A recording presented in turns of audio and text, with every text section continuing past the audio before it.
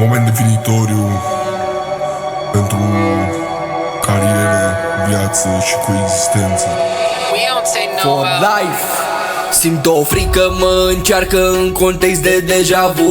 Nu poate să mă dea gata, nu mă clamă randevu. Văd o umbră în dreapta, în stânga, vor să-o învăluie cu tâmpla, dar nu știu săgeata trage, șacalul din umbră tace. Universul și percepția, cineva vrea să îl schimbe cu existența lunii. A pământului sunt doar propice, însă ce nu știu șacalii, ciolile și chiar și cerbii, că energia pozitivă coexistă în fața temii. Șoimii sunt iar pregătiți, munții stau iar liniștiți. Zodiacul se prescrie, începutul iar se scrie. Nu se poate interpreta, se poate numai simți. Nu se poate repeta, se poate și zămisli. Strigă de chemare luptătorii iar se scoală. Nu lăsa viața să piară în această simplă țară. Câteodată te întrebi cât se poate îndura, ori ar cum ori niciodată numai noi putem schimba. Aud vocea răbdării, aud vocea chemării, aud vocea strigării, aud vocea schimbării, aud vocea speranței, aud vocea eleganței, aud vocea nuanței, aud vocea pedanței.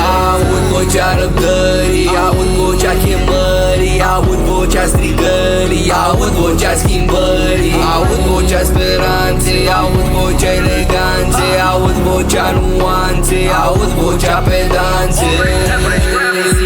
Asta e vocea ce mă încearcă zi și noapte. Fac ce fac, învârt o schimb și tot nu pleacă. Mă încarcă negativ cu umbre negre ca din teacă. Nu știu demonii și răul, că un samurai nu pleacă. Îndrumat de Dumnezeu de o caleașca mântuirii, mă ia de mână, spune călăuzirea iubirii.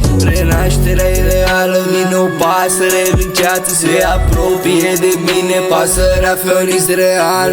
Aud vocea răbdării, aud vocea chemării, aud vocea strigării, aud vocea schimbării, aud vocea speranței, aud vocea eleganței, aud vocea nuanței, aud vocea pedanței. Aud vocea răbdării, aud vocea chemării, aud vocea strigării, aud vocea schimbării, aud vocea speranței, aud vocea eleganței, aud vocea nuanței, aud vocea pedanței.